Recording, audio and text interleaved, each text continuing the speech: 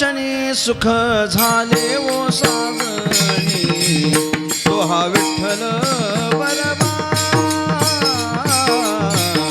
तो हा विठ्ठल बरवा रूप पाहता लोचनी सुख झाले ओ साजणी तो हा विठ्ठल बरवा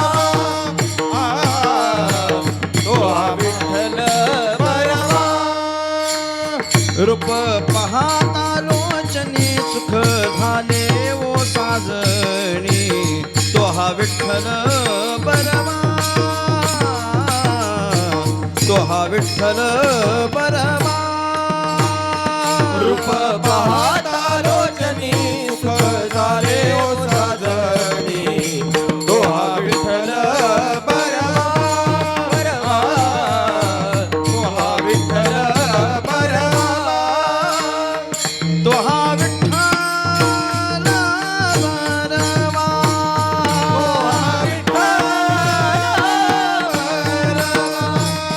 तो हा विठ्ठल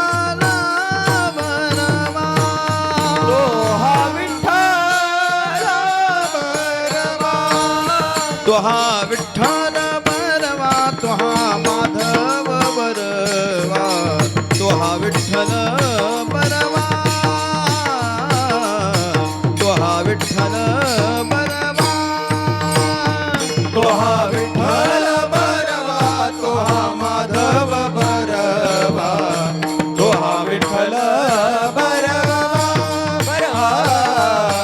तो हा विठ्ठल बरवा बहुता सुकृतांची जोडी बहुता सुकृताची जोडी म्हणून विठ्ठली आवडी म्हणून विठ्ठली आवडी तो हा विठ्ठल बरवा तो हा माधव बरवा तो हा विठ्ठल बरवा तो हा विठ्ठल बरवा तो हा विठ्ठल बरवा तो हा माधव बरवा तो हा विठ्ठल बरवा तो हा विठ्ठल बरवा सर्व सुखाचे आगर सर्व सुखाचे आगर सर्व सुखाचे आगर सर्व सुखाचे आगर बाप रखुमा देवीवर बाप रखुमा देवीवर बाप रखुमा देवीवर बाप रखुमा देवीवर तो हा विठ्ठल बरवा तो हा माधव बरवा तो हा विठ्ठल बरवा तो हा विठ्ठल बरवा तो हा विठ्ठल बरवा तो हा माधव बरवा तो हा विठ्ठल बरवा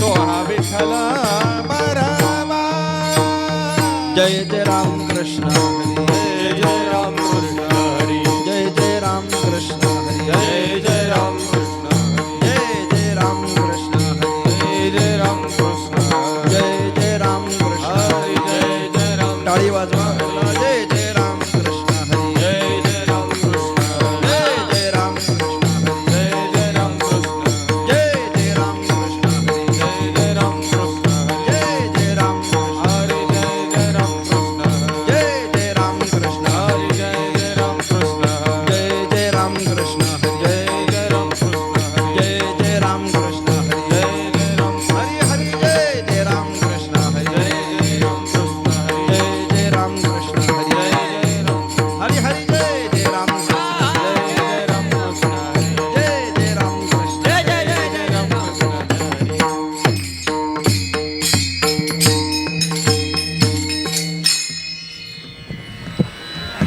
काय ते काढून टाक ना, कशाला त्रास करून घेतो, काढ ते.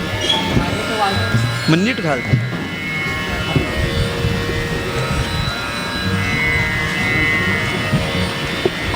काय झालं? राजू?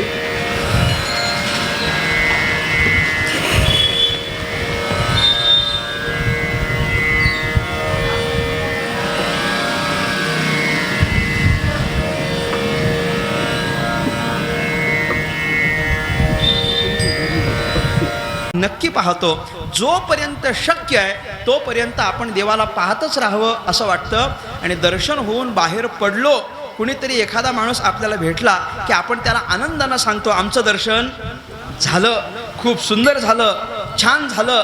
अशा पद्धतीचा आनंदाचा अनुभव आम्ही सांगतो. म्हणजे आपल्यासारख्या सर्वसामान्याला जरी आपण विचारलं की बाबा दर्शनाचा अनुभव काय आहे, तर आम्ही सगळे तेच सांगू की देवाच्या देव नाही का. ज्ञानोबारायांना जर जाऊन तुम्ही विचारलं की भगवंताच्या दर्शनाचा अनुभव काय आहे, तर ज्ञानोबाराय आपल्याला काय अनुभव सांगतात.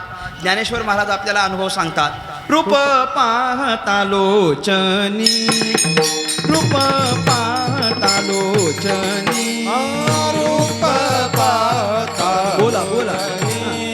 रूप पाहता लोचनी, रूप पाहता लोचनी, रूप पाहता लोचनी, रूप पाहता लोचनी, रूप पाहता लोचनी.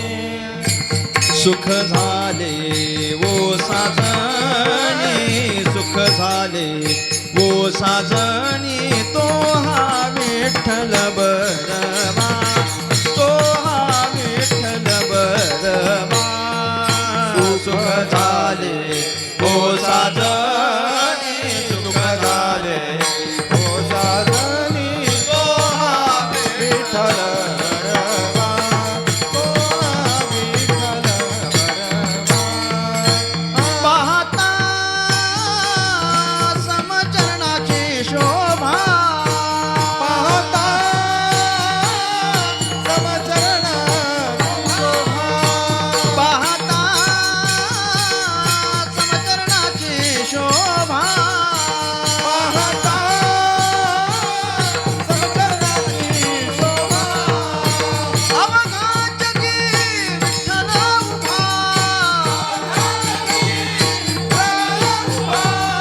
अवघा जगी विठ्ठल उभा, विठ्ठल उभा, लाविले पिसे, विठ्ठले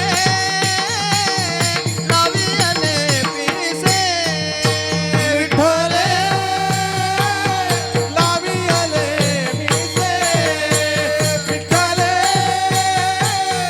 लाविले पिसे. पाहता श्रीमुख सुखावले सुख, पाहता श्रीमुख सुखावले सुख, पाहता श्रीमुख सुखावले सुख, पाहता श्रीमुख सुखावले सुख. डोळियाची भुका, डोळियाची भुका, नवजे माझा, नवजे माझा, नवजे माझा, जिवे गोड दिन अक्षराचा रस, जिवे गोड दिन अक्षराचा रस, जिवे गोड दिन अक्षरांचा रस, जिवे गोड दिन अक्षरांचा रस.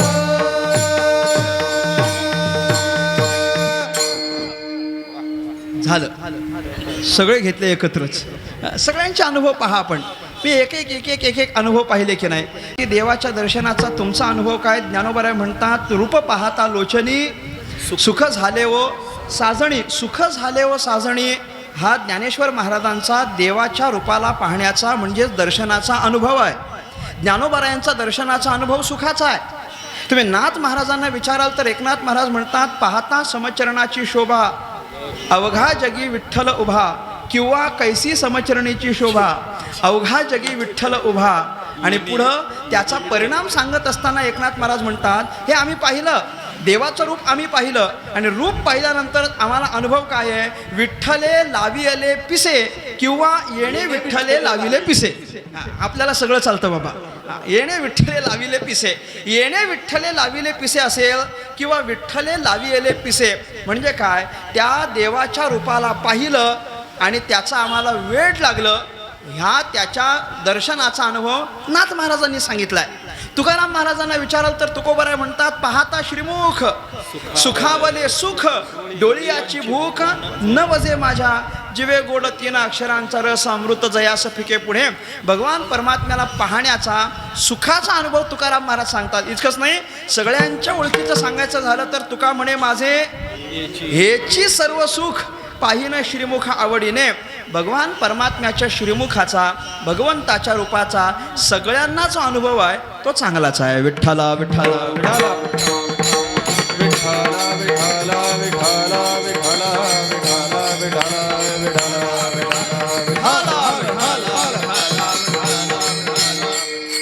काय अनुभव आहे, देवाचं दर्शन घेतल्यानंतर अनुभव काय आहे, देवाच्या दर्शनाचा काय परिणाम होतो सांगत असताना भागवतकारांनी सांगितलंय, दर्शनीयतम शांतम मनोनयनवर्धनम. काल आपण पाहिलंय, आमची तेवढीच कथा आम्ही तुमची ऐकली आहे. त्या कथेमध्ये आपण काय चिंतन ऐकलंय, कपिल भगवानांनी आपल्या मातोश्रींना जो अष्टांग योगाचा विधी सांगितला आहे, तो अष्टांग योगाचा विधी सांगत असताना अष्टांग योगाचा सगळा विधी सांगून झाल्यानंतर जेव्हा आपलं अंतःकरण शांत होईल, अंतःकरण स्थिर होईल, स्थिर झालेल्या अंतःकरणाच्या नंतर आपले दोन्ही डोळे आणि डोळ्यातली दृष्टी नाकाच्या शेंड्यावर स्थिर करायची, आणि डोळ्याची दृष्टी नाकाच्या शेंड्यावर स्थिर केल्यानंतर आपण काय करायचं, देवाच्या दर्शनाचं चिंतन करायचं. कारण ते दर्शन कसं आहे, म्हणून कपिल देवांनी आपल्या मातोश्रींना सांगितलंय, दर्शनीयतम शांतम मनोनयनवर्धनम. भगवान परमात्म्याचं दर्शन हे शांतता प्रदान करणारं आहे आणि मन आणि डोळे यांचा आनंद वृद्धिंगत करणारा असा आहे. समान समान समान हे जे वाक्य आहे की नाही, समान हा जो अर्धा श्लोक आहे की नाही, हा ध्रुवाच्या पण कथेमध्ये आलेला आहे.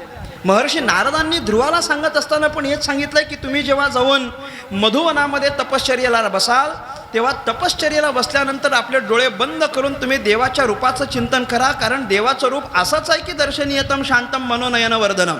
अशाच पद्धतीचं सारखा अनुभव कपिल देवांनी मातोश्रींना सांगावा आणि तिकडं नारदांनी ध्रुवाला सांगावा.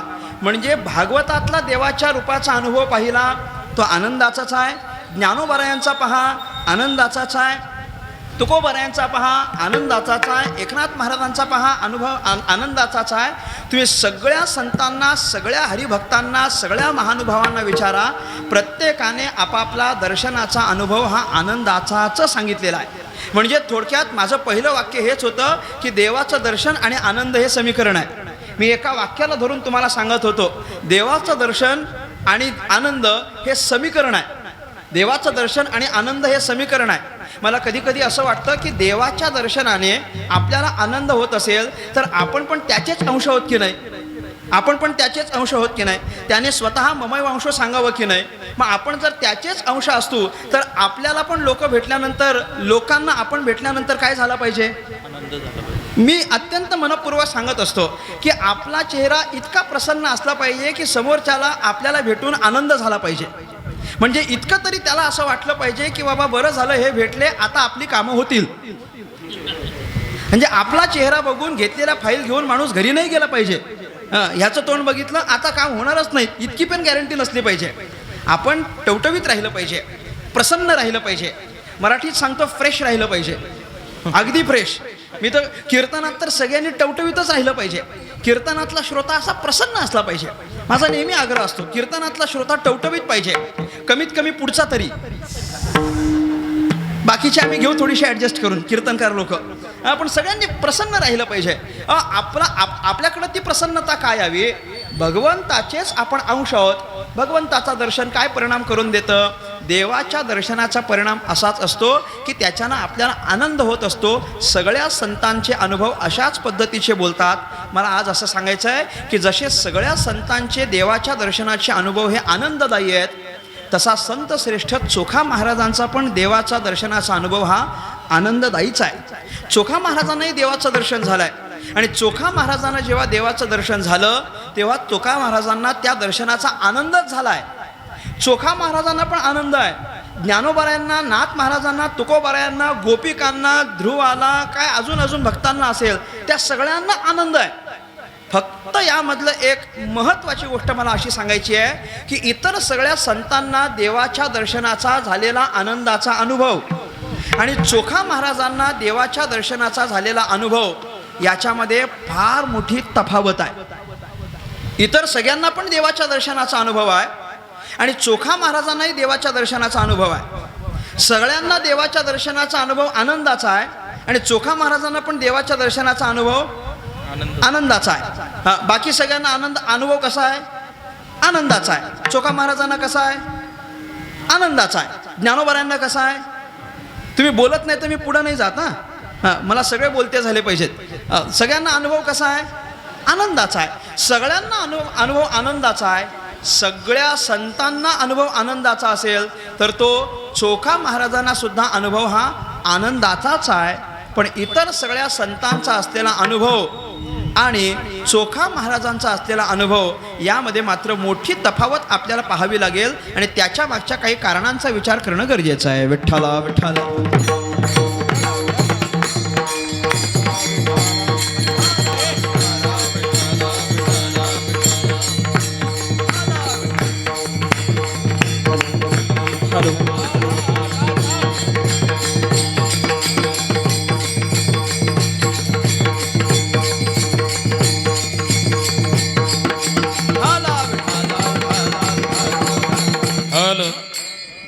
चोखा महाराजांना पण देवाच्या दर्शनाचा अनुभव आहे, पण त्याचं एक विलक्षणत्व आपल्याला पाहावं लागेल आणि याचं कारण इतकंच आहे, बाकी सगळ्यांना देवाचं दर्शन हे सुलभ आहे. चोखा महाराजांना देवाचं दर्शन तितकं सुलभ नाही आहे. ज्ञानोबारायांना देवाचं दर्शन सहज आहे. तुकाराम महाराजांना देवाचं दर्शन सहज आहे. एकनाथ महाराजांना देवाचं दर्शन सहज आहे. पण चोखा महाराजांना तितकं सहज कुठं आहे? जितकं सहज ज्ञानोबाऱ्या दर्शन घेऊ शकतात तितकं सहज चोखा महाराज घेऊ शकत होते का? येऊ शकत नव्हते. जितकं सहज नाथ महाराज देवाचं दर्शन घेऊ शकतात तितकं सहज चोखा महाराज घेऊ शकत होते का? येऊ शकत नव्हते. तुकाराम महाराजांना जितक्या सोप्या पद्धतीनं देवाचं दर्शन झालं तितकं सोपं चोखा महाराजांना झालंय का? होत नाही ना. आणि याचं कारण काय आहे? कारण आपल्या सगळ्यांना स्पष्ट आहे की चोखा महाराजांनी लोकांनी चोखा महाराजांना दूर करणं, दूर व्हा दूर व्हा दूर व्हा. चोखा महाराजांचा स्पर्श झाला तरी विटाळ म्हणणारी लोक होतीच की. सगळ्या संतांच्या मांदियाळीमध्ये चोखा महाराजांनी आपण केलेल्या भक्तीच्या बळावर स्वतंत्र स्थान निर्माण केलं हे खरं आहे. दादा लिविट, शांत राहा, काहीच करू नका, काहीच गडबड नको. चोखा महाराजांनी स्वतःच्या भक्तीच्या बळावर संतांच्या मांदियाळीमध्ये स्वतंत्र स्थान निर्माण केलं हे खरं आहे. पण तरी तत्कालीन काही कर्मठांच्या बुद्धीमुळे चोखा महाराजांना देव मात्र दूरच होता ना. देव मात्र दूरच आहे चोखा महाराजांना. देवाची पण इच्छा आहे की चोखा महाराजांनी जवळ आला पाहिजे. देवाची पण इच्छा आहे, पण तत्कालीन काही लोकांची इच्छा नाही ना की चोखा महाराजांनी देवाच्या जवळ जावं. किंबहुना चोखा महाराजांच्या स्पर्शानं देव बाटला असं म्हणून चोखा महाराजांना लांब केलंय. देवापासून नाही, पंढरपुरापासून पण लांब केलाय. बरं, चंद्रभागेला विटाळ होऊ नये म्हणून चंद्रभागेच्या पलीकडे जायला सांगितलंय. देवाच्या दागिने चोरल्याचा आरोप घेतलाय, त्याच्यामुळे कठोर शिक्षा केली आहे. या सगळ्या घटना जर आपण पाहिल्या तर चोखा महाराजांना देवाचं दर्शन तितकं सोपं नव्हतं की जितकं सोपं इतर सगळ्या संतांना होतं. हे आपण ध्यानात घ्या. चोखा महाराजांनी देवाला याची कबुली द्यावी. चोखा महाराज देवाच्या पुढ्यात जाऊन बोलतात. तुम्हाला सांगू काय, जितकं चोखा महाराजांच्या अंतःकरणाला दुःख होताना त्याहून जास्त देवाच्या अंतःकरणाला होतं. चोखा महाराजांना फार असं वाटायचं की आपण देवाच्या जवळ गेलं पाहिजे आणि देवाला पण फार असं वाटायचं की बाबा चोखा महाराजांनी आपल्या जवळ आलं पाहिजे. एकदा तर रुक्मिणी आईसाहेबांनी विचारलं पण देवाला की देवा, जर तुमच्या अंतःकरणामध्ये चोखा महाराजांच्या बद्दल इतकं प्रेम आहे आणि चोखा महाराजांनी समोर येऊन तुम्हाला स्पर्श दर्शन करावं ही तुमची इच्छा आहे, मग तुम्ही मध्यस्थी का नाही करत? का मध्यस्थी करत नाही? का चोखा महाराजांना जवळ करत नाही? देवानं काय उत्तर दिलं असावं? अर्थात ही उत्तरं म्हणजे हे सोंग सारिलेच आहे. ही उत्तरं मला नाही, आपल्याला कुणालाच फारशी अशी पटणारी नाही आहेत. पण देवानं उत्तर दिलं की काही नाही, मला कर्मदेवतेच्या पुढे जाता येत नाही. देवानं ठरवल्यानंतर काय अशक्य आहे सांगा? परंतु काय आहे, वियोगानं निर्माण झालेलं प्रेम हे जास्त प्रखर असतं.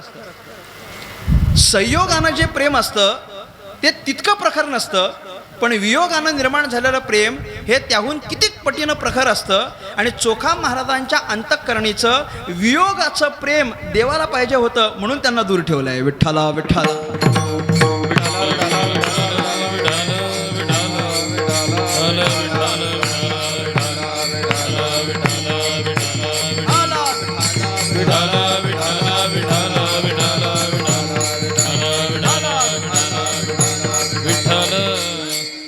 चोखा महाराजांनी आपल्या अंतःकरणीची भावना व्यक्त करावी. चोखा महाराज देवाला असं म्हणतात, तुझ्या संगतीचे काय सुख आम्हा, तुझ्या संगतीचे काय सुख आम्हा, तुझ्या संगतीचे काय सुख आम्हा, तुझ्या संगतीचे काय सुख आम्हा, तुझ्या संगतीचे काय सुख आम्हा, तुझ्या संगतीचे काय सुख आम्हा, तुझ्या संगतीचे काय सुख आम्हा, तुझ्या संगतीचे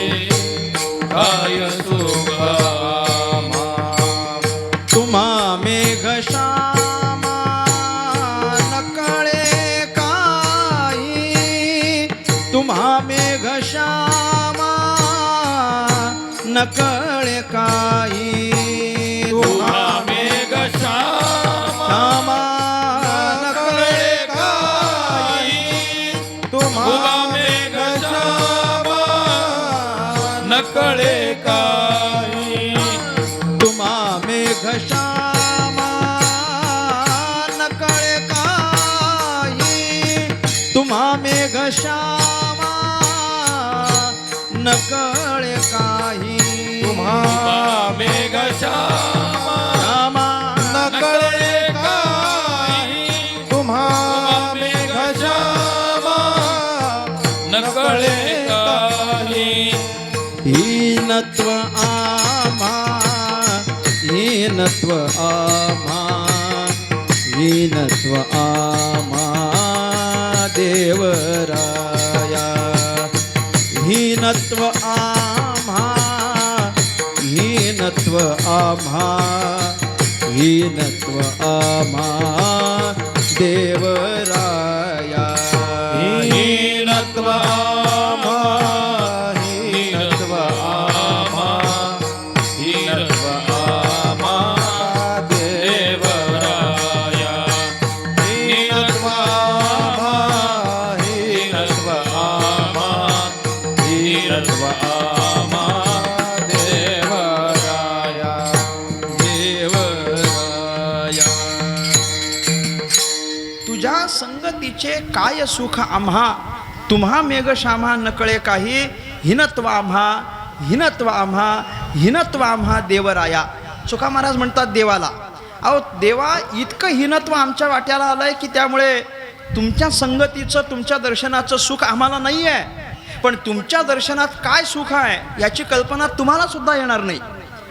तुम्हा मेघश्यामा नकळे काही, तुझ्या संगतीचे काय सुख आम्हा, काय तुझ्या संगतीत, तुझ्या दर्शनात सुख आहे हे आम्ही सांगू शकत नाही. पण त्या हीनत्वामुळे आम्हाला तुमचं दर्शन इतकं सोपं नाही आहे.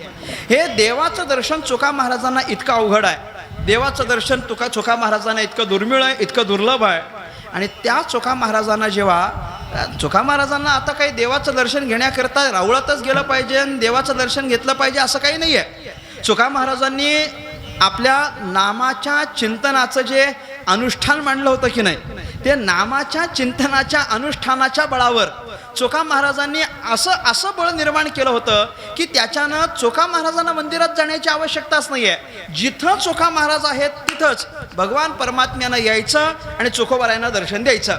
अशी कल्पना करा ना आपण की पंढरपुरातून चोखा महाराजांना निष्कासित केलं.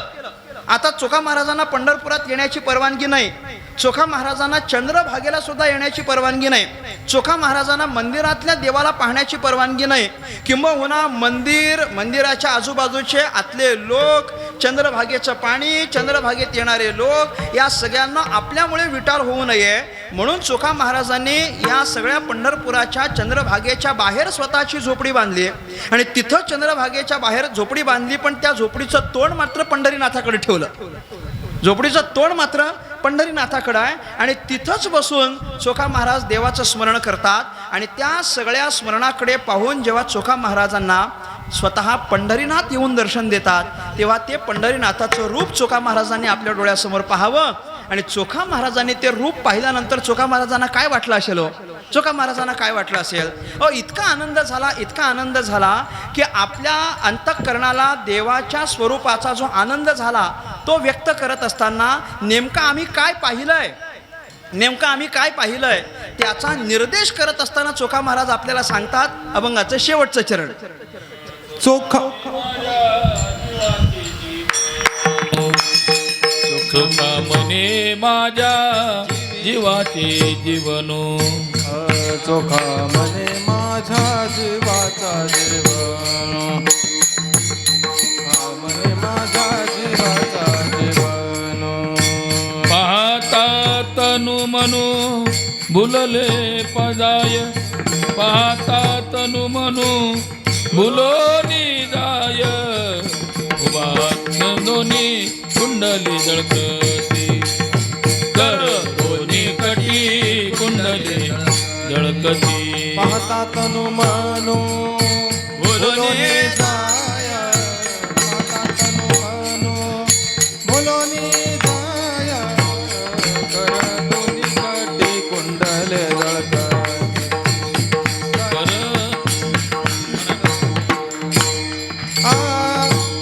चोखा म्हणे माझा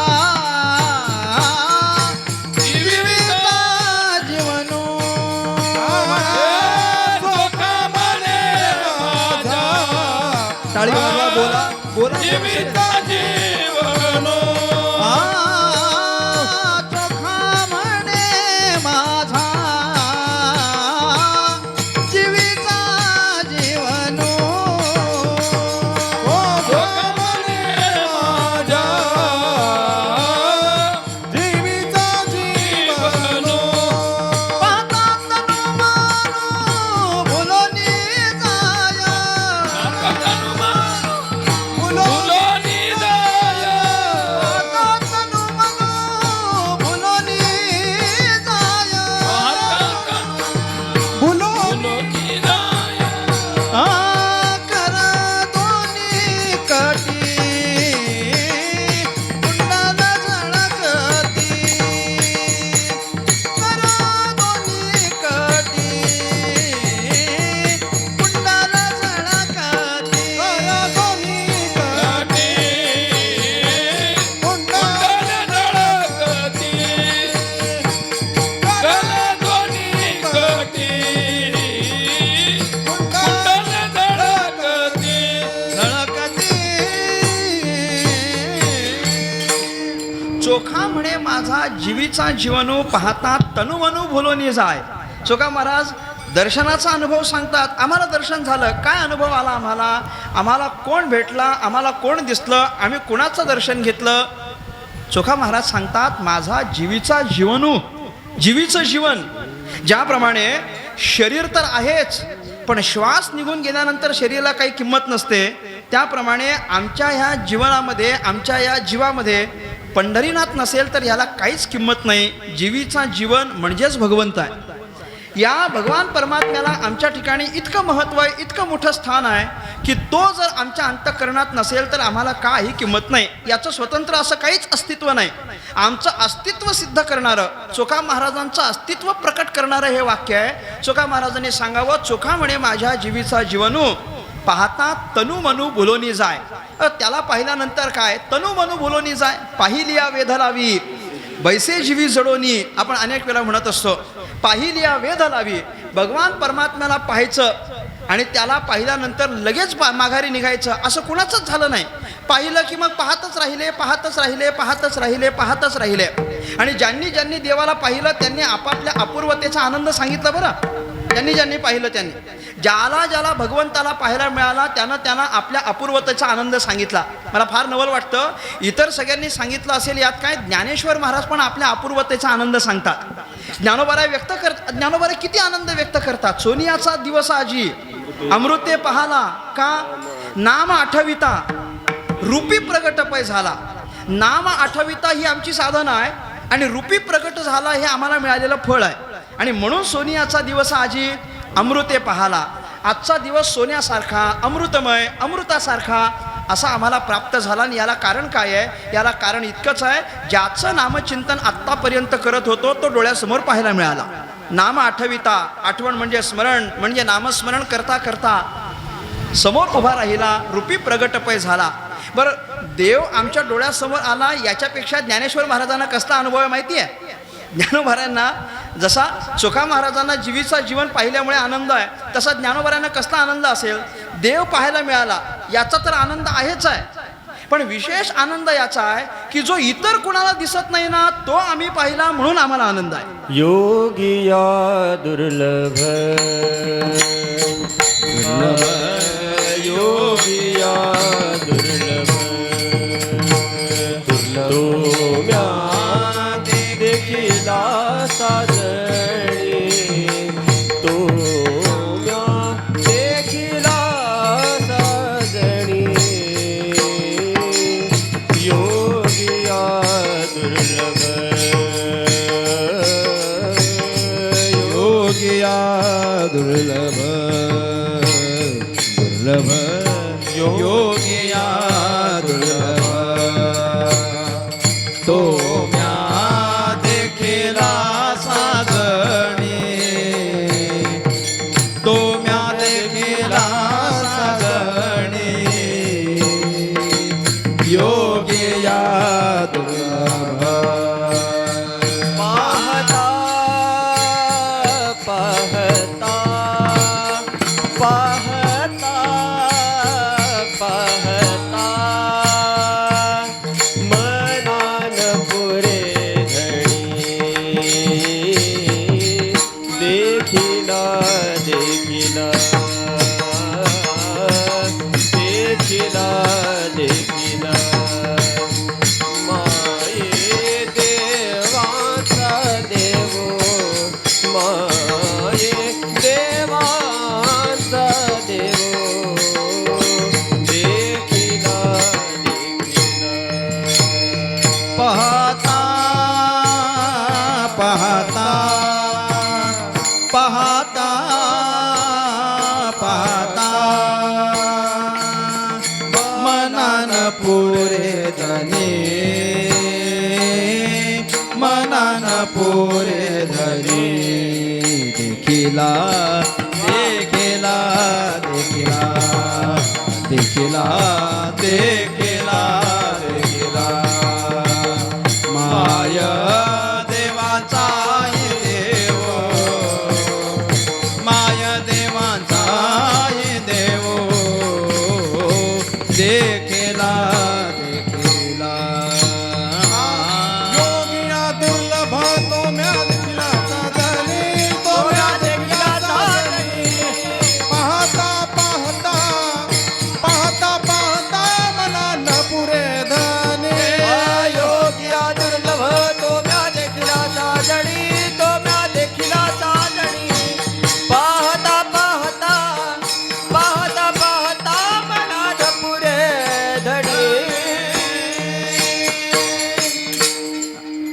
अतिशय सांप्रदायिक चाल चिन्मय महाराजांनी म्हटली बरं का. ती फार जुनी आणि लवकर कुणाला म्हणता येत नाही.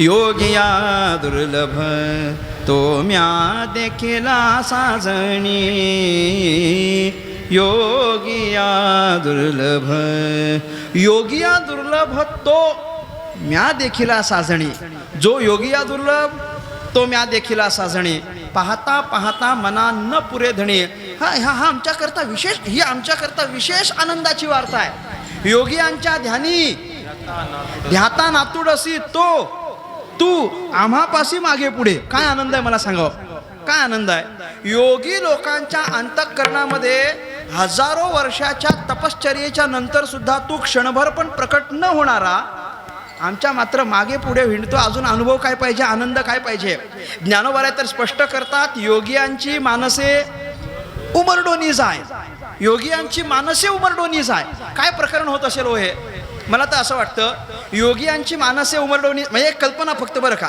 कल्पना योगियांची मानसे मानस म्हणजे मन योगियांची मानसे उमरडोनी जाय म्हणजे काय होत असेल मला असं वाटतं की असे अनेक योगीजन तप करायला बसले असतील आणि मध्ये मध्ये काही हरिभक्त पण तप करायला बसले असतील म्हणजे भजन करायला बसले असतील योगीजन हजारो वर्षापासून जप करतात आणि आमचे हरिभक्त रामकृष्ण हरी रामकृष्ण हरी रामकृष्ण हरी रामकृष्ण हरी रामकृष्ण हरी भजन करतात मग हा भगवंत काय करतो भक्तांच्या अंतःकरणामध्ये जातो आणि भक्तांच्या अंतःकरणामध्ये प्रवेश करण्याच्या पूर्वी जर योगी आले ना योगी काही योगीजन मी योगीजन पूर्ण म्हणतो बाबा जर योगीजन काही असे मध्ये आले ना योगी फक्त नाही बरं योगीजन असे काही योगीजन जर मध्ये आले ना तर भगवंत त्यांना ओलांडून भक्ताकडे जातो व ओलांडून म्हणा बाजूनं म्हणा पण त्यांच्या अंतःकरणाला तो लागत नाही योगियांची मानसे उमरडोनी जाय मग इतका आनंद आम्हाला होण्याचं कारण काय अरे इतर कुणाला नाही तो आम्हाला मिळतो ही अपूर्वता आहे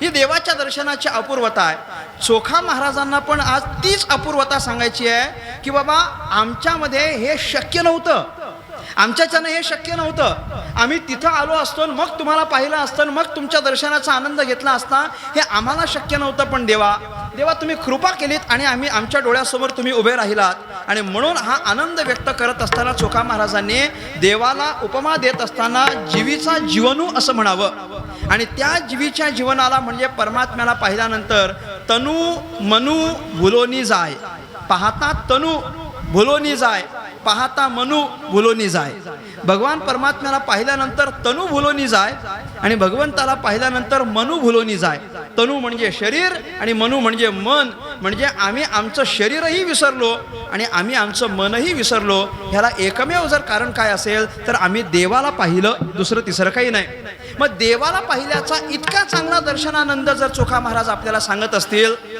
तर साहजिकच प्रश्न निर्माण होतो की तो देव आहे तरी कसा ज्याच्या दर्शनाचा इतका अपूर्व आनंद चोखा महाराज आपल्याला सांगतात तो नेमका आहे तरी कसा त्याचं रूप आहे तरी कसं तो नेमका दिसतो तरी कसा काय त्याचं तेजपुंज रूप देवाला चोखा महाराजांनी पाहिलं आणि त्याच्या संबंधाने इतकं बोलायला लागले मग त्या रूपाच्या संबंधानं जेव्हा बोलायला सुरुवात करतात तेव्हा आम्ही पाहिलेला आमच्या दर्शनाला आलेला म्हणजे आमच्या दर्शनास आमच्या दृष्टीस पडलेला जो भगवंत आहे की नाही तो आम्हाला कसा दिसला हे सांगत असताना चोखा महाराज म्हटले पहिलं चरण श्रीमुखाची शोभा कस्तुरी मळवट श्रीमुखाची शोभा कस्तुरी मळवट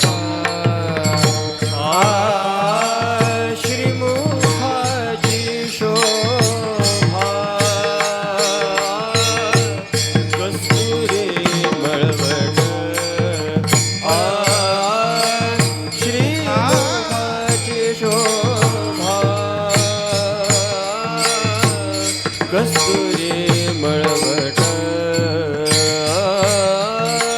उभा असे नीटा विटेवारी उभा असे नीटा विटेवारी उभा असे नीटा विटेवारी उभा असे नीटा विटेवरी विटेवरी कर दोन्ही कटी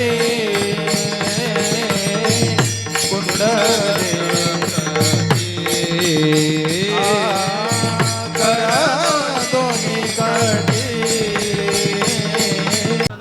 आणि चारू असं म्हणत असताना कमलनयन हास्यवदन हसे, अशी संगती आपल्याला लावता येते. हे भगवान परमात्म्याच्या मुखकमळाचा असलेला अनुभव या ठिकाणी सांगितलेला आहे, व्यक्त केलेला आहे. आणि त्याचं स्वरूप तितकं सुंदर आहे. श्रीमुख पाहता श्रीमुख सुखावले सुख, हे तुकाराम महाराजांनी जे म्हटलंय ते याच अर्थानं म्हटलेलं आहे, याच अर्थानं म्हटलेलं आहे. सगळ्याच संतांनी अशा पद्धतीची वचनं घातली. म्हणून चोखा महाराज पण मुखाच्या संबंधानं बोलत असताना असं म्हटले, श्रीमुखाची शोभा कस्तुरी मळवट. कस्तुरीचा मळवट असणं ही पण एक अत्यंत शोभिवंत गोष्ट परमेश्वराच्या मुखकमलाची आहे. कस्तुरी, कस्तुरी अतिशय सुगंधी, अतिशय पवित्र, अतिशय सुगंधी, अतिशय पवित्र अशी कस्तुरी ती भगवान परमात्म्याच्या मस्तकावर त्याचा मळवट भरलेला आहे. मळवट कस्तुरीचा आहे. काय सुगंध आहे, काय सुंदर आहे, काय सौंदर्य भगवान परमात्म्याच्या त्या मुखाचं आहे. बरं, इतकंच नाही आहे, श्रीमुखाची शोभा कस्तुरी मळवट, पण महत्वाची गोष्ट चोखा महाराज सांगतात, उभा असे नीट नीट नीट नीट, उभा असे नीट नीट. चोखा महाराज सांगतात, तुम्ही फार टेन्शन घेऊ नका, उभा असे नीट विटेवर. ह्या दोनही शब्दातून चोखा महाराजांनी फार महत्वाची गोष्ट सांगितलेली आहे. उभा असे नीट आणि उभा असे नीट विटेवर, या दोन्ही गोष्टी ध्यानात घ्या. उभा असे नीट म्हणजे काय हो? नीट म्हणजे काय? नीट शब्दाचा अर्थ भगवान परमात्मा नीट उभा आहे. नीट म्हणजे सरळ उभा आहे, नीट म्हणजे समान उभा आहे, नीट उभा आहे. पंढरीनाथ नीट उभा आहे, बाकीचे नीट नाहीत ना, उभे आहेत पण नीट नाहीत. उभे राहणारे नीट कुठं राहतात? उभे ते उभा आहे पण नीट नाही. बाकीचे म्हणजे मला बाकीच्या देवाच्या अवताराचं बोलायचं आहे. तुम्ही ऐका, मी ते सांगणार आहे तुम्हाला. प्रभू रामचंद्र उभे आहेत पण नीट आहेत का सांगा? प्रभू रामचंद्र तुम्ही पहा, कधी प्रभू रामांची मूर्ती पहा किंवा प्रभू रामांचं उभं असण्याची, भगवान परमात्म्याची, प्रभू रामचंद्राचे उभं असण्याची जी शैली आहे ती पहा. भगवान परमात्म्याचे पाय कसे आहेत? मागे पुढे आहेत. धनुष्य हातात असल्या कारणानं या प्रभू रामाचे पाय मागे पुढे आहेत, म्हणजे तो नीट नाही. आणि कृष्ण तर नीट असल्याची काही शक्यताच नाही. त्याचा आणि नीट या शब्दाचा काही अर्थच लागत नाही, कधीच नाही. मग तो उभा कसा आहे? तो काय ते त्रिभंगा देऊळा, काय तो तसा उभा आहे. ते दोन्ही पाय वाकडे करून उभा आहे, म्हणजे तो पण नीट नाही. म्हणजे कृष्ण पण नीट नाही आणि राम पण नीट नाही. मग नीट कोण आहे? नीट हरी आहे. म्हणजे पंढरीनाथ नीट उभा आहे. नीट उभा आहे म्हणजे तो कसा आहे? तो सरळ उभा आहे, दोन्ही पाय समान ठेवून उभा आहे. आणि हे दोन्ही पाय समान ठेवून कुठं उभा आहे? विटेवर उभा आहे.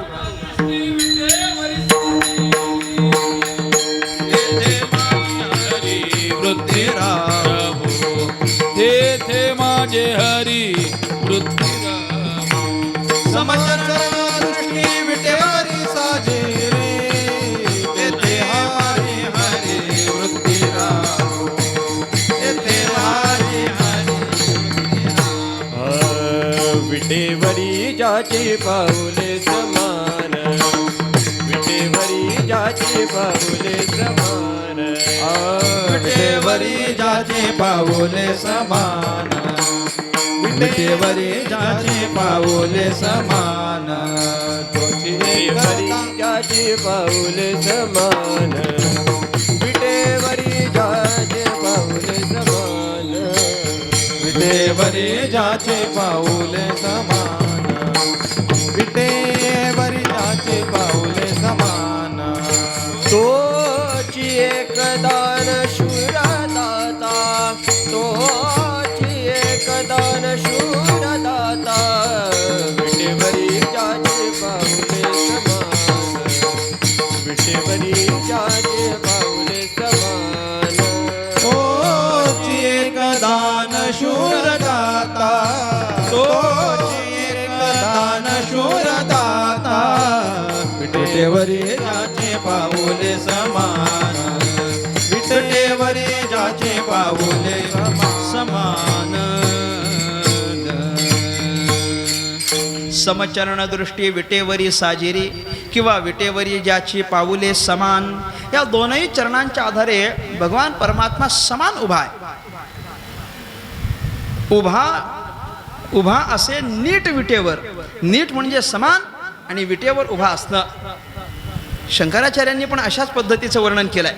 ही सगळी वर्णनं तिथं लागतात. तडिद्वाससं नीलमेघावभासं रमा मंदिरम सुंदरम चित्प्रकाशम वरम त्विष्टिकायाम समन्यस्तपादम परब्रह्मलिंगम भजे पांडुरंगम. वरम त्विष्टिकायाम म्हणत असताना विटेवरी आणि समन्यस्तपादम म्हणत असताना समान म्हणजे नीट, हे दोन्ही अर्थ लावून घ्यायचे. भगवंत उभे आहेत, कुठे उभे आहेत? एक तर ते विटेवर उभे आहेत आणि दुसरं म्हणजे ते समान उभे आहेत. या दोन्ही गोष्टी आपण विशेषत्वानं ध्यानात घेतल्या पाहिजेत. एक तर देव विटेवर उभा आहे आणि दुसरं म्हणजे तो विटेवर उभा आहे पण समान उभा आहे. ह्या दोन्ही गोष्टी किती महत्त्वाच्या आहेत तुम्ही ध्यानात घ्या. बरं, तो विटेवर का उभा आहे सगळ्यांना माहिती आहे. विटेवर तो का उभा आहे सगळ्यांना माहिती आहे. तो पुंडलिकाच्या भावार्था गोकुळी होऊन झाला येता वगैरे वगैरे, किंवा नेणो विठो मार्ग चुकला किंवा नेणो ब्रह्म मार्ग चुकले, कोणताही पाठ घ्या. नेणो विठो मार्ग चुकला उघडा पंढरपुरासी आला, भक्ते पुंडलिके देखिला उभा केला विटेवर. हे ज्ञानेश्वर महाराजांनी सांगितलेलं आहे की नाही. तो हा विठोबा निधान, तो हा विठोबा निधान. तो म्हणजे कोण? जो पुंडलिकानं आपल्या बळानं घेऊन आला. बरं, घेऊन आला तर घेऊन आला आणि त्याला राहायला जागा म्हणून काय उपलब्ध करून दिली तर वीट. तुकाराम महाराज स्पष्टपणे त्या पंढरीनाथ त्या पुंडलिकाला असं म्हटलेलं आहे. काय म्हटलेले आहेत? ऐसा कैसा रे तू धीट, मागे भिरकाविली वीट. अरे लईच धीट आहे म्हटले तू, हे असं तुकाराम महाराज म्हटले. तुकाराम महाराज म्हणतात पुंडलिकाला तू लईच धीट आहे. ऐसा कैसा रे तू धीट, मागे भिरकाविली वीट. वेळ तुला नव्हती. बरं, द्यायचं तर काहीतरी चांगलं द्यायचं. उभं राहिला द्यायचं तर काहीतरी चांगलं द्यायचं. देऊन देऊन काय दिली तू? वीट दिली. ती पण सरळ नाही दिली. घ्या देवा, तुम्हाला वीट देतो, त्याच्यावर तुम्ही उभे राहा, थोड्या वेळात झालं की मग मी येतो, मग तुमचं दर्शन. असं नाही. तुकाराम महाराज म्हटले मागे भिरकाविली वीट, म्हणजे ती वीट भिरकावून दिली आणि सांगितलं बाबा हिच्यावर उभे राहा. आणि गंमत अशी आहे की भिरकावून दिली. आता ते पुंडलिकानं केलं, चला भिरकावून दिली, पण आता त्याच्यावर उभं राहावं की नाही हे तर यांनी जाणलं पाहिजे होतं की नाही.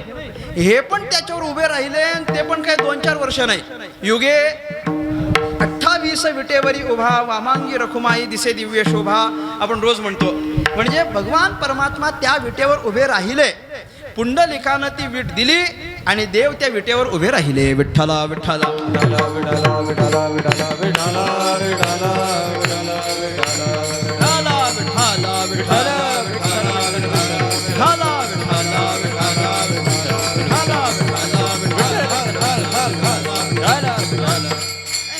चोखा महाराज पण असंच म्हणतात.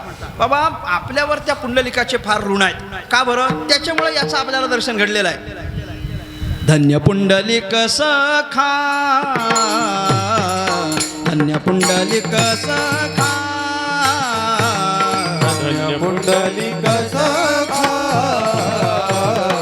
धन्य पुंडलिक सखा, धन्य पुंडलिक सखा, धन्य पुंडलिक सखा, धन्य पुंडलिक सखा, धन्य पुंडलिक सखा, धन्य पुंडलिक सखा. उभे केले माय बापा.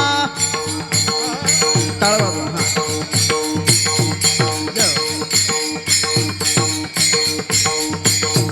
उभे केले माय बापा, माय बापा, माय बापा, माय बापा.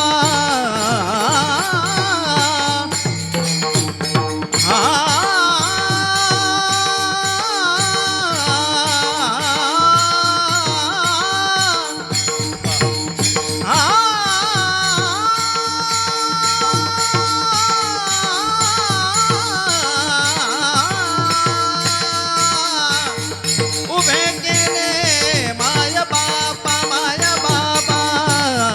उभे केले माय बापा, उभे केले माय बापा. उभे केले विटेवर, उभे केले विटेवर. उभे केले माय बापा, उभे केले माय बापा, उभे केले विटेवर, उभे केले विटेवर.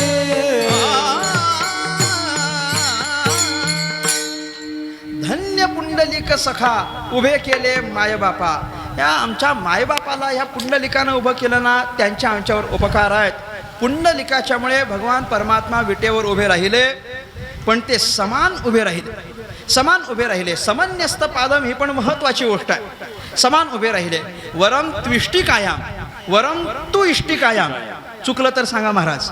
वरम तू इष्टिकायाम, वरम तू इष्टिकायाम. वरम म्हणजे श्रेष्ठ, चांगल्या पदावर उभं केलं. आणि कुठं उभं केलं? करून इष्टिकायाम. इष्टिका शब्दाचा अर्थ काय आहे? वीट. इष्टिका म्हणजे वीट आहे. आणि त्या विटेवर उभं केलं तर त्या पुंडलिकाला म्हटलं, बाबा काहीतरी चांगलं दिलं असतं, उभं राहिला तर बरं झालं असतं. ही काय देऊन तू वीट दिलीस? पुंडलिकानं काय सांगितलं असेल? विचारपूर्वक वीट दिली आहे. उगाच काहीतरी द्यायचं म्हणून वीट नाही दिली. काहीतरी द्यायचं असतं तर आजूबाजूची दगडं पण होती, मोठी दिली असती देवाला, पण मी वीट दिली आहे. आणि हे वीट देण्याच्या मागे स्वतंत्र कारण आहे. म्हटले का बरं मी वीट दिली असेल?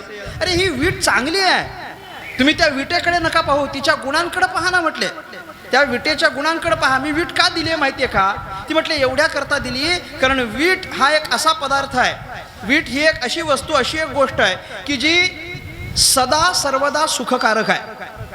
तुम्ही ध्यानात घ्या, वीट ही अशी गोष्ट आहे की जी सदा सर्वदा सुखकारक आहे. आणि म्हणून मी देवाला उभं राहण्याकरता दिली आहे. कशा पद्धतीनं सदा सर्वदा सुखकारक आहे? थोडंसं ते चिंतन बाजूला येऊन पहा. आचार्य चाणक्यांनी नीतिशास्त्रामध्ये काही गोष्टी अशा सांगितल्या आहेत की ज्या सदा सर्वदा सुखकारक असतात. एक यादी सांगितली आहे त्याची, आणि ती यादी सांगत असताना चाणक्य असं म्हणतात, 4 गोष्टी अशा आहेत की ज्या सदा सर्वदा सुखकारक आहेत. किती गोष्टी आहेत? तुम्ही ऐकताय ना? हां, 4 गोष्टी अशा आहेत की ज्या सदा सर्वदा सुखकारक आहेत. मग त्या 4 गोष्टी काय आहेत? चाणक्य असं म्हटले, कुपोदकम वटच्छाया श्यामास्त्री इष्टिकालयम शीतकालेच भवेत उष्णम उष्णकालेच शीतलम. संपलं. ह्या कारणामुळे, हे खाली दिलेलं कारण आहे, उत्तरार्धातलं कारण आहे. शीतकालेच भवेत उष्णम उष्णकालेच शीतलम हे कारण आहे. आणि या कारणामुळे वर सांगितलेल्या 4 गोष्टी या सदा सर्वदा सुखकारक आहेत. काय 4 गोष्टी आहेत? कुपोदकम वटच्छाया श्यामास्त्री इष्टिकालयम. या 4 गोष्टी सांगितलेल्या आहेत. पहिली गोष्ट सांगितलेली आहे कुपोदक. कूप म्हणजे विहीर, उदक म्हणजे पाणी. मग कुपोदक म्हणजे विहिरीचं पाणी. विहिरीचं पाणी कसं असतं म्हटले? चाणक्य म्हणतात विहिरीचं पाणी हे सदा सर्वदा सुखकारक असतं. ते 12ही महिने सुखकारकच असतं, सुख प्रदान करणारच असतं. त्यांना विचारलं का? त्यांनी कारण सांगितलं, शीतकालेचे भवेत उष्णम उष्णकालेचे शीतलम. मला नाही वाटत अर्थ सांगितला पाहिजे तुम्हाला, कळून येईल. म्हणजे काय आहे? उन्हाळ्याच्या जर दिवसात तुम्ही गेलात तर तुम्हाला विहिरीचं पाणी कसं मिळेल? थंड. आणि थंडीच्या दिवसात तुम्ही गेलात तर विहिरीचं पाणी कसं मिळेल? गरम. म्हणजे त्या काळामध्ये तशा पद्धतीचा म्हणून पुढचा अर्थ जाणून घेणारी मंडळी असली की अशी गडबड होते. चला, खूप मी येणार आहे त्याच्यावर. पण कुपोदकम ही पहिली गोष्ट आहे. काय आहे? कुपोदकम म्हणजे विहिरीचं पाणी हे सदा सर्वदा सुखकारक आहे. विहिरीचं पाणी सदा सर्वदा सुखकारक असल्याचं कारण काय आहे? कारण हेच आहे की उन्हाळ्याच्या दिवसात ते थंड भासतं, थंडीच्या दिवसात ते गरम भासतं, म्हणजे आपल्याला सुख देणारं ठरतं. शीतकालेचे भवेत उष्णम उष्णकालेचे शीतलम. पहिली गोष्ट झाली कुपोदकम. दुसरं काय आहे? वटच्छाया. वटच्छाया म्हणजे वटवृक्षाची छाया म्हणजे सावली. वटवृक्षाची सावली ही पण तशीच असते म्हटले. कशी? सदा सर्वदा सुखकारक. कारण काय? कारण तेच पाठ करून घ्यायचं. शीतकालेचे भवेत उष्णम आणि उष्णकालेचं शीतलम. हे कारण मात्र सारखंच आहे. ऐका. आणि तिसरं काय गोष्ट सांगितली? श्यामा स्त्री. काय सांगितलंय? चाणक्य नुसती स्त्री नाही म्हटले, चाणक्य श्यामा स्त्री म्हटले. श्यामा स्त्री म्हणजे काय असेल? श्यामास्त्री म्हणजे काय असेल? श्यामास्त्री म्हणजे काय असेल सांगतो मी तुम्हाला. जितक्या उत्सुकतेनं तुम्ही बघताय ना तितक्याच उत्सुकतेनं मी सांगणार आहे. श्यामास्त्री म्हणजे काय? श्यामास्त्री म्हणजे समजून घेणारी बायको. विषय संपला. समजून घेणारी. मी तुमच्याकडे बघतोय असं काहीच नाही, असं तुम्ही अजिबात समजू नका. मी सगळ्यांकरता सारखंच बोलतो. श्यामास्त्री म्हणजे काय? समजून घेणारी बायको. आता समजून घेणारी बायको हे का बरं चाणक्यांनी घातलं असेल? ती पण सदा सर्वदा सुखकारक असते. कारण काय? कारण बदलायचंच नाही आपण. कारण तेच ठेवायचं. शीतकालेचे भवेत उष्णम उष्णकालेचे शीतलम, म्हणजे हे घरातल्या वातावरणाकरता लावायचं. घरातलं वातावरण शीतकालेचे भवेत उष्णम उष्णकालेचे शीतलम, म्हणजे तिच्या मनात काही राग नसतो असं नाही ना, तिच्या मनातही राग असतो, परंतु ती काय करते, घरातलं वातावरण पाहते. घरातलं वातावरण आधीच तापलेलं असेल तर ती म्हणते राहू दे, आपलं आपण नंतर बघू. हां, आणि मग जेव्हा सगळं व्यवस्थित चाललंय मग ती राग व्यक्त करत असते. चाणक्यांनी हे घटक का घातले कुणास ठाऊक, पण चांगलं घातलंय. श्यामास्त्री म्हटले का, शीतकालेचे भवेत उष्णम उष्णकालेचे शीतलम. आणि शेवटची गोष्ट चाणक्य सांगतात इष्टिकालयम. कुपोदकम वटच्छाया श्यामास्त्री इष्टिकालयम. खूप काय, शीतकालेचे भवेत उष्णम उष्णकालेचे शीतलम. इष्टिकालय, इष्टिकालय म्हणजे काय, इष्टिका म्हणजे वीट आणि आलय म्हणजे काय, एकावर एक एकावर एक एकावर एक विटा रचून तयार केलेले जे घर असतं त्या घराला काय म्हणतात, इष्टिकालय. आलय म्हणजे काय असतं, एखाद्या पदार्थाची एखाद्या ठिकाणी मुबलक प्रमाणात उपलब्धी असेल तर त्या ठिकाणाला त्या गोष्टीचं आलय म्हणतात. मी परत बोलतो, एखाद्या ठिकाणी एखाद्या गोष्टीची मुबलक प्रमाणात उपलब्धी असेल तर त्या ठिकाणाला त्या घटकाचे किंवा त्या पदार्थाचा आलय असं म्हणतात, आलय म्हणतात. एखाद्या ठिकाणी भरपूर ग्रंथ असतील तर त्याला काय म्हणतात, ग्रंथालय म्हणतात. एखाद्या ठिकाणी भरपूर मंत्री असतील तर त्याला काय म्हणतात, मंत्रालय म्हणतात. जिथं लोक आपली केस कापण्याकरता जातात त्याला काय म्हणतात, केश कर्तनालय असं त्याला म्हणतात, आहे की नाही. म्हणजे हे सगळे पदार्थ पहा. जिथं अधिक रुग्ण आहेत त्याला काय म्हणाल, रुग्णालय. जिथं अधिक औषध आहेत त्याला काय म्हणाल, औषधालय. जिथं अधिकारी जाऊन कार्य करतात असा आपला समज आहे त्याला काय म्हणतात, कार्यालय. त्याला कार्यालय म्हणतात. त्याप्रमाणे या सगळ्या इष्टिका म्हणजे विटा एकावर एक रचून तयार केलेलं जे घर असतं तिथं विटा मुबलक प्रमाणात आहेत की नाही, म्हणून त्याला काय म्हटलेलं आहे, इष्टिकालय. आणि ह्या इष्टिकालय सुद्धा कसं आहे, सदा सर्वदा सुखकारक आहे. कारण शीतकालेचे भवेत उष्णम उष्णकालेचं शीतलम, कारण तेच लावून घ्यायचं. मग असं इष्टिकालय आणि त्याचं उपलक्षण म्हणून असलेली ही एक वीट, तेवढी वीट मी पंढरीनाथाला उभं राहण्याकरता दिली. का दिली, ती सदा सर्वदा सुखकारक आहे म्हणून दिली. विठ्ठला विठ्ठला.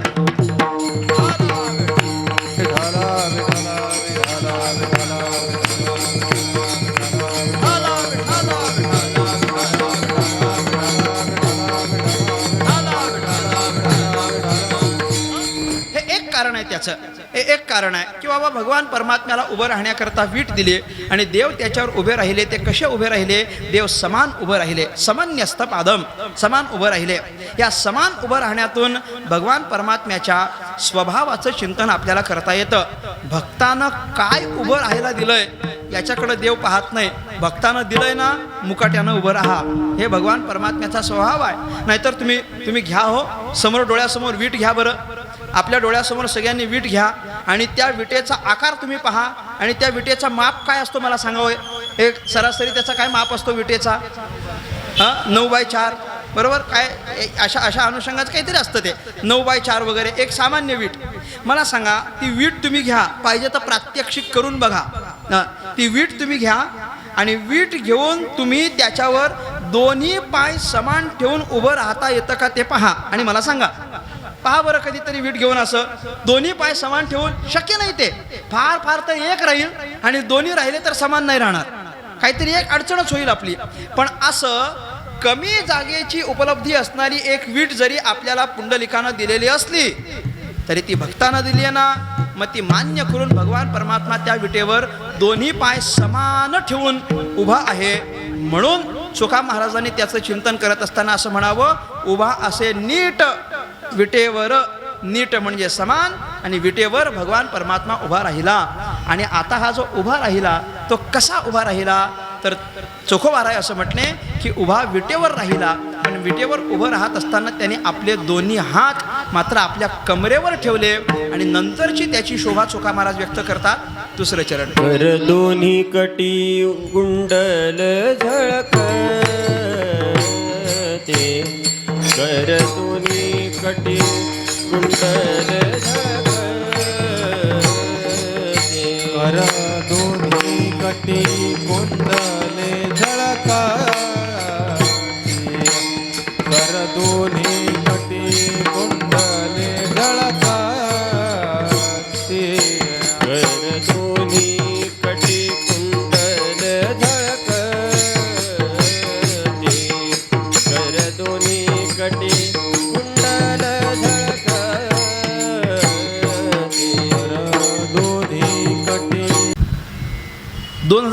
साली एक कीर्तन स्पर्धा झाली होती आमच्या इथे कल्याणला. तेव्हा मी नुकताच कीर्तन करायला सुरुवात केली होती आणि तेव्हा मी अवघा 9 वर्षाचा होतो. 9 वर्षाचा असताना मी कीर्तन स्पर्धेमध्ये भाग घेतला होता आणि त्याच्यामध्ये एक कीर्तनकार आले होते आणि त्यांनी देवाच्या रूपाचं वर्णन केलं. मला ते अजून आठवत आहे. बाल कीर्तनकारच होते. त्यानं फक्त असं सांगितलं, म्हटले आमच्या देवाचं वर्णन काय सांगू, म्हटलं तुम्हाला आमच्या देवाचं वर्णन काय सांगू, आमचा देव असा आहे. त्यानं सांगितलं सांगा, तुम्ही सगळे विचारा बरं कसा आहे, असं त्यानं सांगितलं होतं. हां, आम्ही विचारलं कसा आहे, तर म्हटलं आमचा देव असा आहे. आम्ही म्हटलं कसा आहे, तर म्हटलं आमचा देव असा आहे, विटेवर स्टँड अँड कटेवर हँड, असं तो गमतीनं म्हटलं होतं तेव्हा, बरं का. विटेवर स्टँड अँड कटेवर हँड असं त्यानं गमतीनं म्हटलं होतं. अर्थात ते चुकीचं नाही, बरं आहे लहान पोरांना कळावं म्हणून. कर दोन्ही कटी, आपले दोन्ही हात तो कमरेवर ठेवून उभा आहे आणि याच्यामध्येही भगवान परमात्म्याचा काहीतरी अर्थ आहे.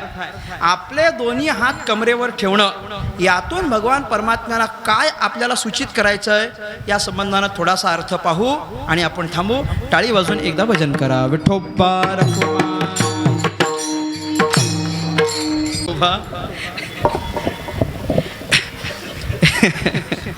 श्रीमुखाची शोभा, कस्तुरी मळवट उभा असे नीट विटेवर, कर दोन्ही कटी कुंडल झळकती, तेज हे फाकती दशदिशा. सुखा महाराजांनी देवाच्या दर्शनाचा अनुभव व्यक्त करत असताना आनंदाचा म्हणून सांगितला आणि जे देवाचं रूप आपल्याला आनंद देणारं ठरलं ते कसं आहे म्हणून देवा सांगायला सुरुवात केली. तेव्हा काही महत्त्वाच्या गोष्टी पहिल्या चरणात सांगितल्या. दुसऱ्या चरणामध्ये कर दोन्ही कटी याचं आपण चिंतन करतो. भगवंतानं आपले दोन्ही हात कमरेवर ठेवलेले आहेत. आता याच्यामध्ये काहीशे थोडेसे विकल्प आपल्याला करता येतात. सगळ्याच ठिकाणी काय त्यानं आपले हात कमरेवर ठेवलेले आहेत असंच विधान आलेलं आहे असं नाही आहे. अनेक ठिकाणी याच्यामध्ये काही बदल झालेले आपल्याला पाहायला मिळतात. भगवान श्री पंढरीनाथाचं स्तुती करणारं एक स्तोत्र आपण नेहमी म्हणत असतो. समचरण सरोजम सांद्र नीलांबुदाभम जघन निहित पाणीम मंडनम मंडनानाम तरुण तुलसी मालाम कंधरम कंजनेत्रम सदय धवलहासम विठ्ठलम चिंतयामी. श्लोक अतिशय प्रसिद्ध आहे आणि लोकांकरता तितकाच गडबडीचा पण आहे.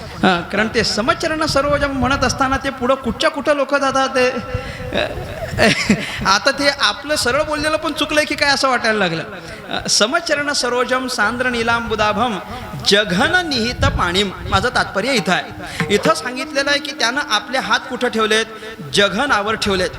इथं जघनावर ठेवलेत. चोखा महाराज काय म्हटलेत, कर दोन्ही कटी असं म्हटलेलं आहे. आद्यगुरु शंकराचार्य काय म्हणतात, प्रमाणम भवाब्धेरिदम मामकानाम नितंब कराभ्याम धृतो येन तस्मात् विधातुर वसत्य धृतो नाभिकोशः परब्रह्मलिंगम भजे पांडुरंगम. इथं शंकराचार्य बोलत असताना म्हटले नितंब कराभ्याम धृतो येन तस्मात्, म्हणजे आचार्य म्हणतात की त्याने आपले हात नितंबावर ठेवलेत. मला फक्त 2च विकल्प करायचे आहेत. महाराज चोखा महाराज असं म्हणतात की देवानं आपले हात कमरेवर ठेवलेत आणि आचार्य असं म्हणतात की देवाने आपले हात जघनावर ठेवलेत. मग नेमका कमरेवर ठेवलेत हे खरं मानायचं की जघनावर ठेवलेत हे खरं मानायचं, नेमका काय करायचं आपण? बरं, आपल्याला दोन्ही पण संतांनीच महानुभावांनीच सांगितलेलं असल्या कारणानं आपल्याला दोघं पण खरं मानावं लागेल. पण खरं जरी मानलं तरी त्याच्या मागे काय मीमांसा आहे ती थोडी आपण पहा. पहिली गोष्ट आपण पहा की भगवान परमात्म्यानं आपले हात कमरेवर ठेवले. विचारलं देवाला, का तुमचे हात कमरेवर आहेत, का तुमचे हात कमरेवर आहेत? कमरेवर हात असण्याचं कारण काय आहे? कारण काय म्हटल्यानंतर मग भगवान परमात्मा आपले हात कमरेवर का ठेवत असतील याची कारण मीमांसा एकनाथ महाराजांनी केलं. एकनाथ महाराज म्हटले का ठेवले असतील हे? मग नाथ महाराजांनी सांगायचं, अर्जुनाचे रथी श्रमला जग जेठी, अर्जुनाचे रथी श्रमला जग जेठी, अर्जुनाचे रथी श्रमला जग जेठी, अर्जुनाचे रथी श्रमला जग जेठी, अर्जुनाचे रथी श्रमला जग जेठी, अर्जुनाचे रथी श्रमला जग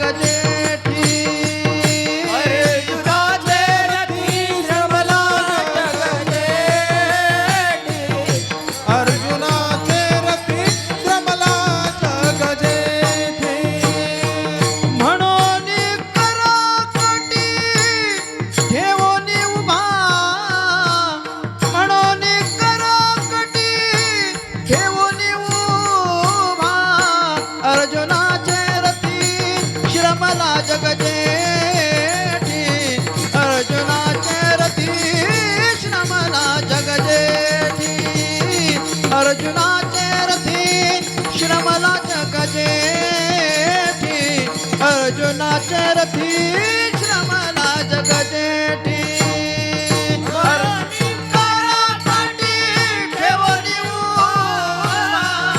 मरोनी कराकाठी ठेवणी उभा अर्जुनाचे रथी श्रमला जगजेठी अर्जुनाचे रथी श्रमला जगजेठी अर्जुनाचे रथी श्रमला जगजेठी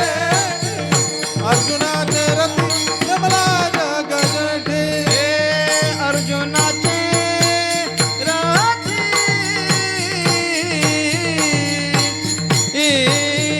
श्रमला जगजेठी अर्जुनाचे रथी श्रमला जगजेठी अर्जुनाचे रथी हा श्रमला जगजेठी अर्जुनाचे रथी हा श्रमला जगजेठी अर्जुनाचे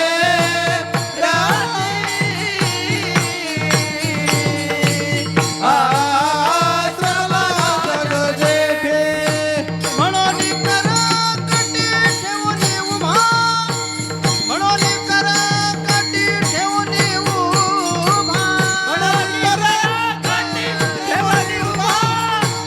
मरोनी कराकाठी ठेवली उभा. म्हणून कर कटी ठेवून उभा म्हणून कर कटी ठेवून उभा मरोनी कराकाठी ठेवली उभा. म्हणून कर कटी ठेवून उभा अर्जुनाचे रथी श्रमला जगजेठी अर्जुनाची रथी श्रमला जगजेठी अर्जुनाचे रथी हा श्रमला जगजेठी अर्जुनाचे हा श्रमला जगजेठी श्रमला जगजेठी अर्जुनाचे रथी श्रमला जगजेठी म्हणून कर कठी ठेवणी उभा धरोनी गोवर्धन उभा सप्तदिन. एकनाथ महाराजांनी काही चिंतन केलेलं आहे. का बरं याने आपले हात कमरेवर ठेवले असतील? मी इतकंच सांगून थांबतो बरं का. 10-20 झाले एवढं सांगतो आणि मी थांबतो. नाही हे सांगतानाच अर्धा तास जाणार आहे, काही चिंता करू नका. इतकंच म्हणजे इतकं काय आहे, भगवान परमात्म्यानं आपले हात कमरेवर का ठेवले फक्त याचं चिंतन मी तुम्हाला सांगतो. काय झालं असेल हे नाही, देवानं आपले हात कमरेवर ठेवले का ठेवले असतील? सर्वसाधारण विचार करा ना. सर्वसाधारण आपण सगळी मंडळी आपले हात कमरेवर कधी ठेवतो याचा विचार करा. कधी ठेवतो? काही नाही, आपण एखादं काम करून करून थकलो की आपला थकवा लोकांना दिसावा याकरता आम्ही उभे राहतो आणि आमचे हात कमरेवर ठेवतो. That's it. याच्यापेक्षा पलीकडे काहीच नाही. काय अजून कारण असेल? बरं देवाचं पण तेच आहे. श्रमला जगजेठी हे नाथ महाराजांनी म्हटलंय. तो काय, तो श्रमला ना. बरं कशानं थकला असेल तो? एक 2-4 गोष्टींचा आपण विचार करा. कशानं थकला असेल? पहिली गोष्ट म्हणजे तो यामुळे थकला कारण काय ते युधिष्ठिरानं म्हणजे धर्मराजानं राजसूय यज्ञ केला आणि त्याच्या राजसूय यज्ञामध्ये प्रत्येकानं जेव्हा आपापल्या जबाबदाऱ्या वाटून घेतल्या तेव्हा भगवान श्रीकृष्ण परमात्म्यानं आपल्याकडे जबाबदारी कुठली घेतली होती? कुठली घेतली होती? पत्रावळ्या उसळण्याची. बरं नुसत्या पत्रावळ्या नाही, उष्ट्या पत्रावळ्या. म्हणजे लोकांनी जेवल्यानंतर ज्या उष्ट्या पत्रावळ्या असतात की नाही त्या उचलण्याची जबाबदारी कोणी घेतली? कृष्णानं घेतली. आता तुम्ही विचार करा बरं, लोकांनी जेवलेलं उष्ट्या पत्रावळ्या उचलण्यामध्ये माणूस थकेल की नाही हो? कारण ते जेवण काय बुफे पण नव्हतं आणि टेबलावरचं पण नव्हतं. ते भारतीय बैठकीचं. आणि बैठकीचं म्हटल्यानंतर मग ते कसं करायचं? तुम्ही विचार करा बरं कसं होत असेल ते. पहिली पत्रावळी उचलायची, उठायचं, परत दुसऱ्याकडे जायचं, खाली वाकायचं, दुसरी पत्रावळी उचलायची, परत उभं राहायचं, परत तिसऱ्याकडे जायचं, परत खाली वाकायचं, परत तिसरी पत्रावळी उचलायची, परत उभं राहायचं, चौथ्याकडे जायचं, परत खाली वाकायचं, चौथी पत्रावळी उचलायची. असं करत करत म्हणत राहिलो तरी 12 वाजतील. मला फक्त पत्रावळ्या उचलायच्या आहेत. नाही पत्रावळ्या उचलत जायचं आणि मला हे थकवणारं काम आहे. तुम्ही पहा, हे थकवणारं काम आहे. अहो बरं, थकला म्हणजे काय थकला तो? असं खाली वाकून उभं राहून, वाकून उभं राहून हे करता करता करता करता त्याच्या कमरेला दुखापत झाली, म्हणजे कमर त्याची दुखायला लागली. आणि आपली जी कमर आता दुखायला लागली की नाही, हे करता करता मी थकलो बरं का, हे दाखवण्याकरता भगवंत एकदाचे उभे राहिले आणि आपले हात त्याने कटेवर ठेवून घेतले, कर दोन्ही कटी. एवढ्यामुळे बरं, हे नाही पटत, मी तुम्हाला दुसरं सांगतो. दुसरं काय केलं असेल त्यानं? दुसरं त्यांना म्हणजे भरपूर काही सांगता येईल, उदाहरणादाखल 1-2 दृष्टांत आपण घ्या. दुसरं त्यानं काय केलं? दुसरं त्यानं असं केलं की गोकुळामध्ये नंदराजाच्या म्हणजे आपल्या पिताश्रींच्या घरी असलेलं गोदोहनाचं कार्य त्यानं केलंय. म्हणजे गाईची धार काढण्याचं, गाईचं दूध काढण्याचं काम त्यानं केलंय. बरं, आता गाईची धार काढायची म्हटल्यानंतर ते काम काय सोपं आहे का मला सांगा? माझ्याकडे बघा, गाईचं धार काढायची ते काम काय सोपं आहे का सांगा? ते सोपं नाही आहे ना, ते अवघड आहे. म्हणजे तुम्ही ते बसण्याची पोझिशन तुम्ही फक्त ध्यानात घ्या. मी त्याला अजून चांगला शब्द वापरतो, पोज. ते कसं बसलेलं असतात पहा बरं. तो पूर्ण बसलेलाही नसतो आणि पूर्ण उभाही नसतो, त्याला अर्ध बसायचं. बरोबर की नाही? बरं, अर्ध बसायचं, ते पण ते पाय पूर्ण टेकवायचे नाही खाली. पुढच्या त्या चवड्यांवर पुढच्या चवड्यावर असं उभं राहायचं, म्हणजे असं बसायचं. बरं, ते बसायचं, ते पण अर्धच बसायचं, ते पूर्ण बसायचं नाही. बरं, नुसतं बसायचं नाही, त्याच्या त्या पायांमध्ये ती काय चरवी. बरं, चरवी, ती चरवी अशी पायात अडकवायची आणि ती पायात अडकवल्यानंतर स्वतःला बॅलन्स करून घ्यायचं आणि ते दोन्ही हातामध्ये गाईचे सर घ्यायचे आणि मग ते दूध काढायचं. थकवणार आहे की नाही मला सांगावं? बरं, अशी एक गाय असती तर ठीक होतं. याच्या घरी 9 लाख, मोठी भाग्याची गोष्ट आहे. आमची काल काही चर्चा झाली, त्या चर्चेवरून आम्हाला असं वाटतंय की चिन्मय महाराज एक चांगला निर्णय घेतील आणि आपली परंपरा अधिक दैदिप्यमान करण्याकरता ते संपूर्ण प्रयत्न करता आहेत आणि करतील याची आम्हाला पूर्ण खात्री आहे. आम्हाला काही वर्षामध्ये इथं यायचं आहे आणि इथं आल्यानंतर आम्हाला शेकडो टाळकऱ्यांच्या मध्ये उभं राहून कीर्तन करायचं आहे.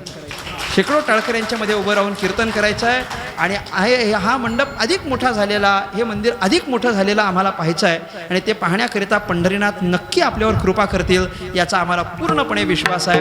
महाराजांनी अत्यंत आदरानं आम्हाला बोलवलं, 4-5 दिवस राहायला या म्हणून सांगितलं आणि दादांचं आमचं सगळ्यांचं एकमत झालं. आम्ही आलो, आम्हाला फार आनंद झाला. अगदीच सांगू का तुमच्या भाषेत, आम्हाला लय भारी वाटलं. इथं आल्यानंतर आम्हाला लय भारी वाटलं, एकदम आम्ही मजाच केली आहे. काही केलं नाही. कुणी जर आम्हाला विचारलं ना तुम्ही 4 दिवस काय केलं, आम्ही सांगू आम्ही मजा केली. आम्ही चांगल्या पद्धतीचा आनंद लुटला. जेव्हा तुम्ही पाहत असाल 2-3 दिवसापासून आम्ही काही नाही, आम्ही कीर्तनामध्ये टाळ घेऊन भरपूर नाचलो. इतरत्र वेळेला मी पण इतका नाचत नाही, परंतु इथं भरपूर नाचलो.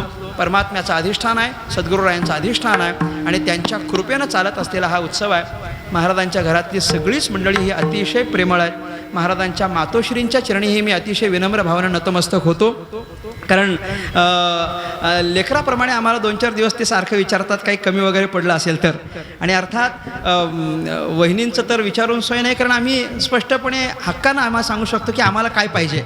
मला चहा प्यायची लईच सवय, मी 2-4 वेळा तरी दक्षला पाठवलं असेल, वहिनींना सांग मला चहा पाहिजे. इतर वेळेला लोक सांगतात चहा बंद केला पाहिजे, हे ऑफ कॅमेरा राहू द्या, हां असं बंद ठेवायचं, काही नाही. इतर वेळेला लोक सांगतात चहा बंद केला पाहिजे, आणि माझी सवय, मला दिवसातून 7-8 तरी चहा लागतात. आणि साहेबांच्या चरणी विनम्र भावाने नतमस्तक होतो, बाबांच्याही चरणी अतिशय विनम्र भावाने नतमस्तक होतो. आदरणीय चिन्मय महाराजांचे अनेक आभार व्यक्त करतो, त्यांच्याही चरणी विनम्र भावाने नतमस्तक होतो. हरिभक्तीप्राण आदरणीय सचिनदादा महाराज या ठिकाणी उपस्थित आहेत. हरिभक्तीप्राण आदरणीय अनिरुद्ध महाराज जोशी या ठिकाणी उपस्थित आहेत. हरिभक्तीप्राण आदरणीय हर्षद महाराज या ठिकाणी उपस्थित झाले. हर्षद महाराजांचे पण मी अनेक आभार व्यक्त करेन. एक युवा पिढीतले चांगले कीर्तनकार म्हणून आम्ही सगळीच मित्रमंडळी त्यांच्याकडे पाहतो. या सगळ्या मंडळींची उपस्थिती आम्हाला आनंद देऊन गेली. मी तुम्हा सगळ्यांचे आभार व्यक्त करतो, श्रोत्यांचे आभार व्यक्त करतो. तुम्ही काल मृदंग वाजवलात, तुम्ही गायला छान पद्धतीनं. आम्ही वर बसून जेव्हा बोललो की नाही, तेव्हा मी दादांना म्हटलो की हे जे खाली आता हरिपाठ चालू आहे, तुम्ही कथेला गेला होतात, खाली हा जो हरिपाठ चालू आहे ना, मी दादांना म्हटलो की या सगळ्या लोकांच्याबद्दल माझ्या अंतःकरणामध्ये फार आदर आहे. कारण वारकरी संप्रदायाचा शेकडो वर्षाचं जे भजन सुरू राहिलं आहे ते फक्त यांच्याचमुळे सुरू राहिलं आहे. आपण मंडळी 2-2 तासामध्ये येऊन करून निघून जातो. पण ही मंडळी ऐकायला असोत नसोत, साऊंड सिस्टीम असो नसो, नेमाचं भजन करणार म्हणजे करणारच. आणि त्यांच्याचमुळे या परंपरा हजारो वर्षापर्यंत टिकून राहतात. मी तुम्हा सगळ्या भजनी मंडळीचे, टाळकरी वर्गाचे, विणेकरी महाराजांचे आभार व्यक्त करतो. झालेली सेवा सद्गुरुनाथांच्या चरणी समर्पित करतो. माझ्या वाणीला पूर्णविराम. चोखा म्हणे माझा जीवेचा जीवानू, चोखा म्हणे माझा जीवेचा जीवानू, चोखा म्हणे माझा जीविता जीवन पाहता तनु मनु फुलोनी जाय, पाहता तनु मनू फुलोनी जाया, पाहता तनु मनु फुलोनी जाय.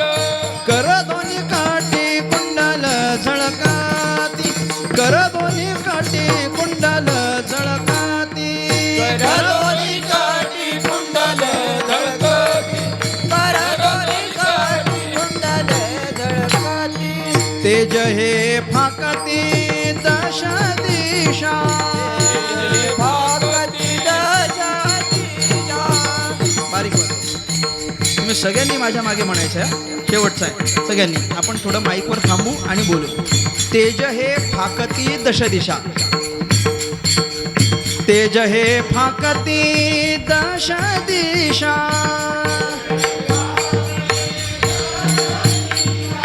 तेज हे फाकती दश दिशा,